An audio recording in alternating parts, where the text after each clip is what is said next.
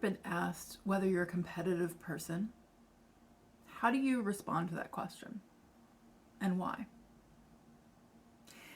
If you're new here, hi, my name is Avery, and I help justice-aligned, neurodivergent, and nerdy humans to cultivate ease and self-trust for growing into our emerging future. I wanted to have a chat today about this question of competition and competitiveness, because this is something that's kind of been bothering me. I've been watching some reality shows recently on Netflix, and I just started thinking about the nature of competition and the way that competition and competitiveness are part of our culture and sort of what is underneath that. And I wanted to have a little chat here about how the way that we think about competition actually feeds into a lot of cultural problems, including the comparison struggle that I think we're always talking about when we talk about the internet, when we talk about social media, and in the spiritual space, often trying to coach people out of comparison feelings. But I think it's interesting to look at like what is underneath that.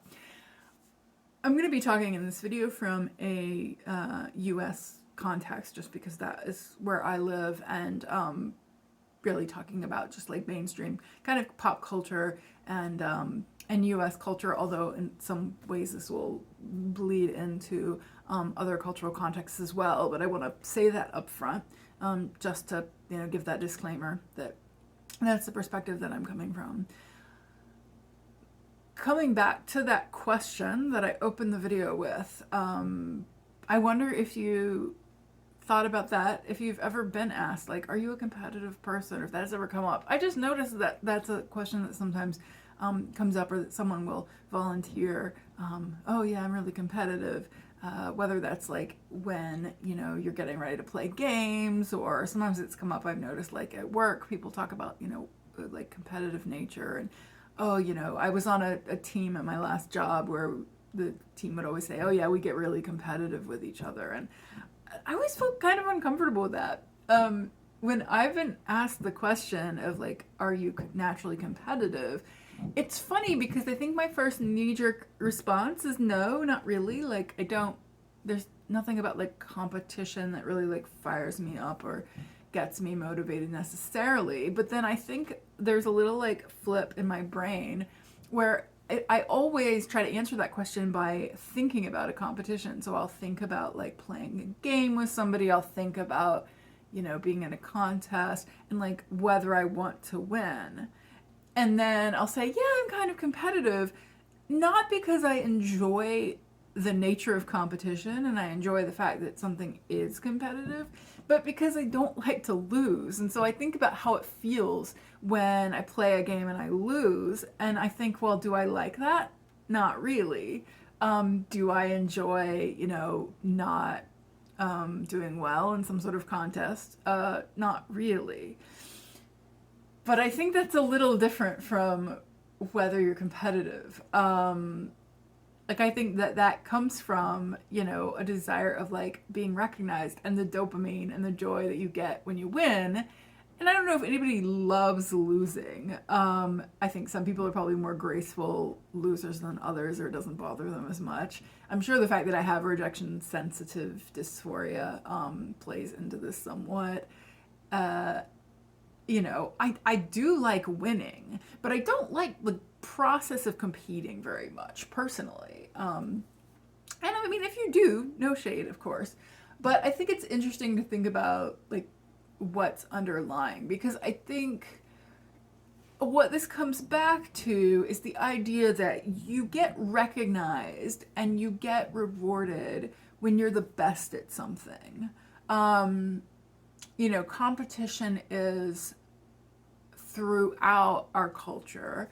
And while there is sometimes team competition, obviously like team sports is an example of that, a lot of times it's really about individuals and individual merit. Even in team sports, whether somebody gets to be on the team is about individual merit. So we have this myth, especially in US American culture, we have this like founding myth, this bootstrap mentality of a merit-based democracy, the idea that anybody just has to try very hard Try hard enough and you'll achieve things. And we know that that's bullshit, right? Like, if you're not aware, that's bullshit, because there's not an even playing field, because people don't start in the same place, people don't have the same opportunities, people don't have the same resources to compete. But we have this myth that everyone starts out the same. You can, think about school when you're really small as one of the earlier examples of this. Whether it's sports in school, whether it's academic performance, there is generally an encouragement to work hard, try your best, and achieve and get recognized and get grades, get picked for the sport team if it's sports. And there's not really an acknowledgement, at least there wasn't when I was in school. Admittedly, that was a while ago in like the late 80s, early 90s when I was in elementary school, but there was not much of an acknowledgement of the fact that people do come from different places. It's more just like, if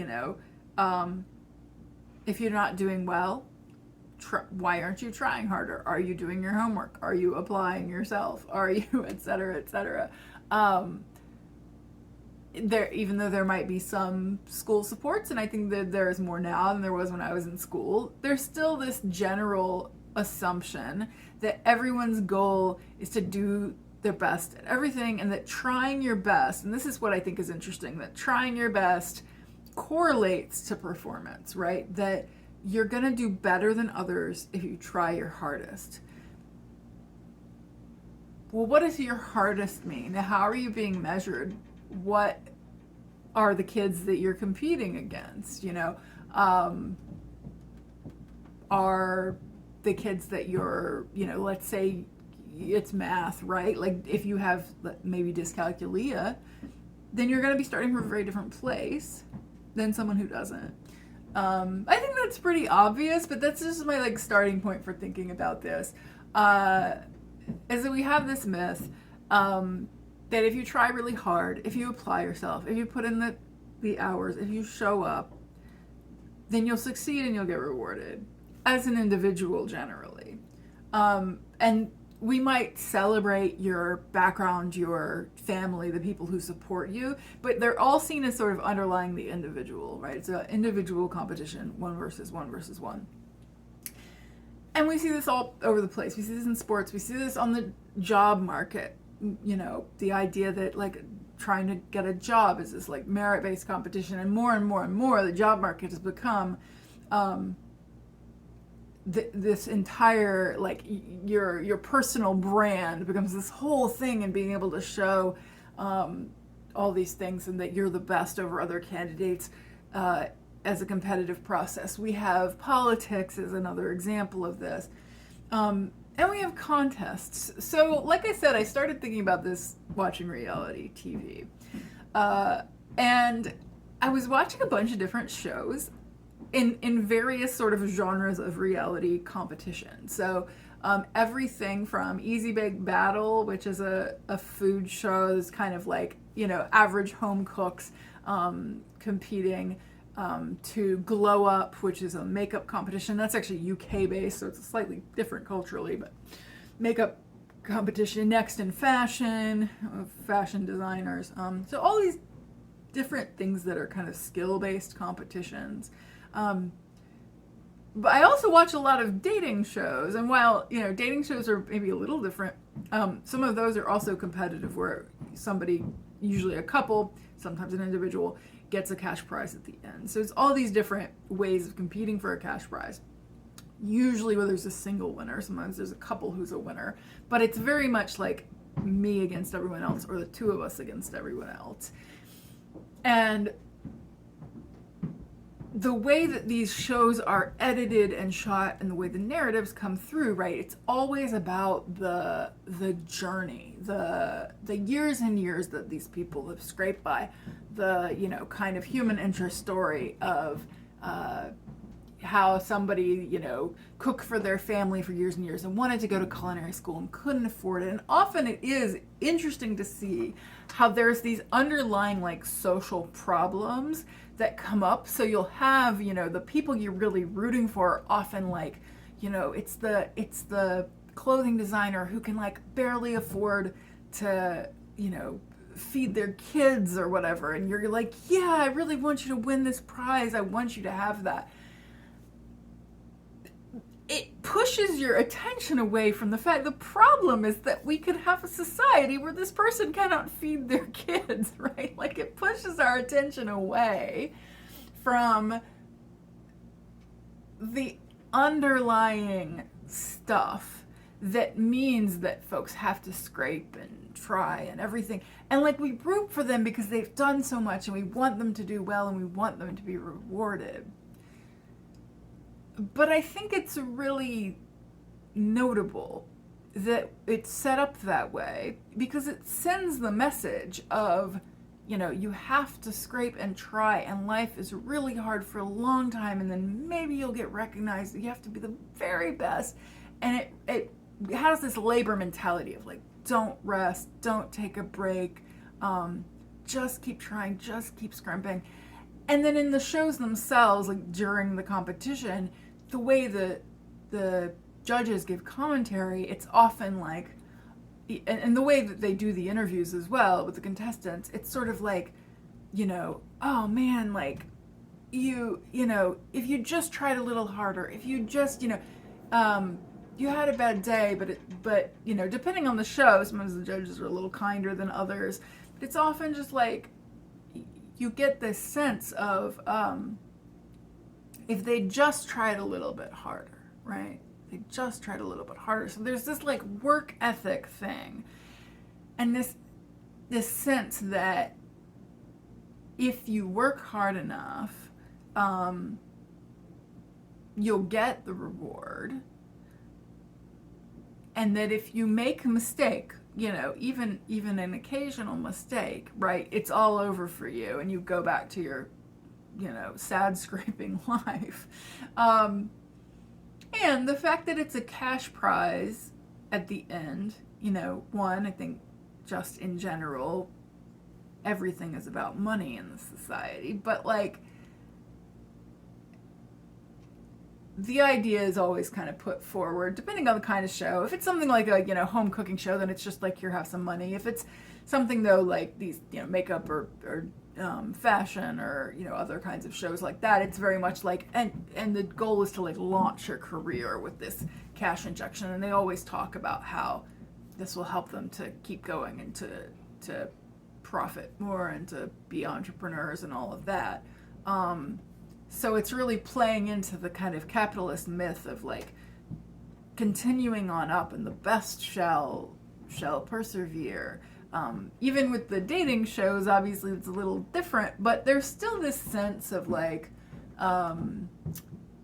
they have the kind of sob story of their dating history, and then it's like you come in and the goal is presumably to find a partner, but because there's a prize at the end, it is a competition, and it becomes this very weird thing where you're like taking the already kind of weirdly transactional nature of a lot of mainstream dating culture, and you're adding money to it, and you're making that even more pronounced, so that it becomes, this popularity contest where being the most, normative and the most desirable in a normative way gets you money. And I think popularity contests are another version of this idea of competitiveness, right? Of like, if I just, it can feel like if you're not accepted by the group, if you're not included by the group, like you've failed in this race, and that you're not as desirable, or you're not as, good as other people if you don't have the most attention on you. As opposed to maybe saying, well, what if we are here for specific attention, and that's what matters.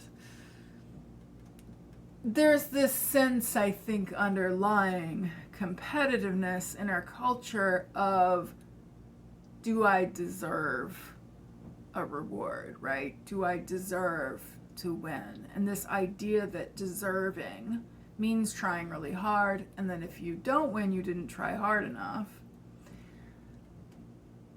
and you didn't deserve to win because the other person deserved to win. I think it's important to point out that this is really perpetuating a scarcity myth, because it's the idea, right? One person gets the $100,000 as opposed to 7 people getting some money, or a team or a group or community, right? It's not like we have a bunch of shows that are all, I mean, there's, I think, some team shows, but like they're pretty rare that we have something that's like, you know, a community gets money, or even better, like, right, what if it wasn't money? What if it was like some sort of competition? What if it wasn't a competition? But even if it was a competition, what if it was some sort of a competition where, you know, a community got sustainable resources for environmental, I don't know, you're right, like, you could just, you know, you can kind of see how it's all about this one moment of reward and this one big prize, and no one else gets anything, is the point I'm making here. So, like, you have all these tremendously talented people, but there's always this idea of one prize. And that's true in a lot of settings, right? We play games where there's one winner. We do contests where there's one winner. We you know, usually when you apply to a job, there's only one position available. So we get used to this idea that resources are very scarce and that we only have enough for one. And in reality, often these resources could easily be distributed so that more people got something, so that you could have a bad day. And I understand, of course, that a lot of the, you know, these competition shows, as an example, that they're supposed to be distorted, they're supposed to be exaggerated, but it does, I do wonder if you grow up watching a lot of these things, if we just get used to contests and the you know, idea of a contest, and contests are just very prevalent in our culture, that it has this sense of you have to be the best because there's not enough to go around. And the reality is there are enough resources to go around, right? If we distributed resources more broadly, we would have enough. If we didn't expect $100,000, right? If we didn't expect big payouts, if the rich didn't get richer, then we would all be fine, right? If we had this sense of ourselves as the individual, as the unit. So, like, individualist culture says that it's me against everyone else. And even if I have a relationship, those relationships are designed to support me. And I trade off, right? Like, I support you, you support me. But at its heart, it's like you're entering into a relationship for the benefit of yourself. Having that mindset means that resources feel scarce because everyone just wants more and more and more. But if everyone had the same amount, they would be fine. If you don't see others getting rewarded as a positive thing, though, and if the goal is to be the best, then someone else has to be the worst, then of course you're naturally going to want to compete. I went to law school and they grade on a bell curve, right? And when they grade on a bell curve, that means it doesn't matter how close everyone is. I had one class where everyone, in percentage points, right, like 1 through 100, everyone's score on a test was within 2.5 points of each other. But someone has to fail and someone has to get a straight A. That actually, like, that class, my professor, who was European, who didn't have the same background of grading system, was almost in tears telling me that I had gotten a C because he knew that I'd done pretty well in school otherwise, and I was like, I was a top 10% of my class up until that point, and that was one of the last classes I took, and it tanked my average, so that I didn't graduate summa cum laude or whatever, which, like, listen, I was not, like, law school was actually the first time I was that academically up there, right? It was not a huge deal, but it meant something in the sense of applying to jobs and stuff. It did look good to have that on your resume, and it did look good in applying for, grant opportunities, scholarships and things. And I think he was just distraught that, like, this one little thing where I was 0.7 off from someone else meant that my whole average was brought down, and I would lose opportunities, and thought that was really unfair. And I mean, I'm with him. It is very unfair. And it doesn't encourage you to work together and to help each other learn. It encourages you to do better than the guy next to you, so that you can get the grade. So that idea makes it harder for us to collaborate, and makes it harder for us to cultivate resources as a collective, right? So a lot of these problems of resource are solvable if we work together. But even if we feel generally like a collaborative person, right, we're really encouraged out of that. So when I was asked, are you competitive?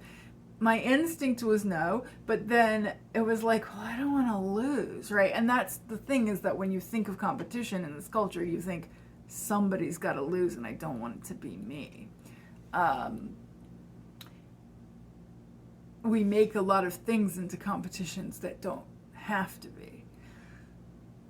And the other thing about this, like, belief in an even playing field, and this idea that if everybody tries really hard, that, may the best man win, may the person who tried the hardest win, is that it requires everyone to quote unquote play on the playing field. It basically says that everybody must, put in a bunch of effort in all arenas, and gives you the idea that you don't deserve anything just for being human. And I think that's really fucked up. Like, I think that these stories you hear about people who can't feed their families, and so they're in this competition, it's like, we should be talking about the fact that they can't feed their families.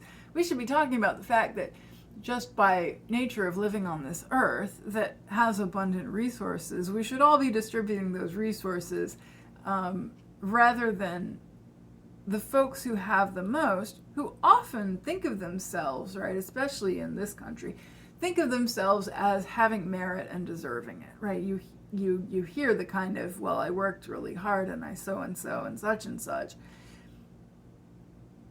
And so, it's my money to do what I want with. Well, yeah, but you didn't, right? You didn't work harder than other people. You might have worked hard. I'm not saying that nobody who has money worked hard.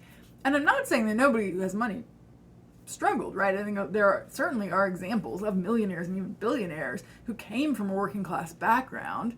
And I totally get the mentality of, like, I was starving, I was dying, and I made myself up to this, level and feeling that way. But I think that that's a symptom of trauma, right? That's an understandable symptom of trauma, but it doesn't mean that it makes sense for a whole society.